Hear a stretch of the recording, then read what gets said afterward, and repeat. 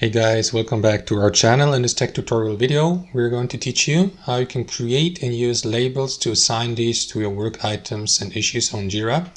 So let us dive right into it. So as you can see guys, I'm inside that example work item here, that task. And just to give you an example guys, you can access your work items in your projects, for instance, by simply left clicking into them. That is going to redirect you to that window here, to that customization. So here to the right guys, you will see the given work items details, and amongst these you will see the given labels you can assign. So if you click into that field here to the right, you will see that no label has been assigned yet to the given task or work item, but you can change that by selecting one of the labels below.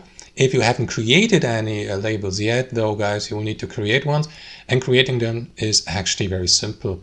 Simply click into that field here again and enter or type in the given label's name you would like to create, like, I don't know, for example, important or something like that.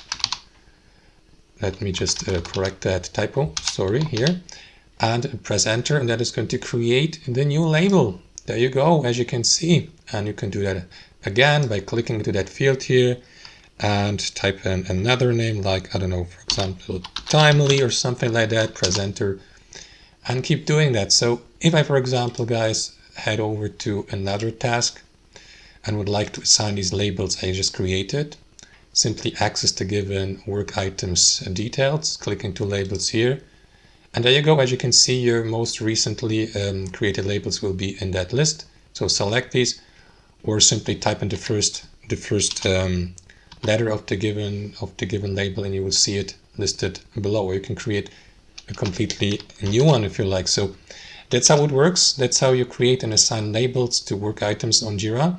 Hope you enjoyed this video, got some value from it, and we'll see you next time on our channel.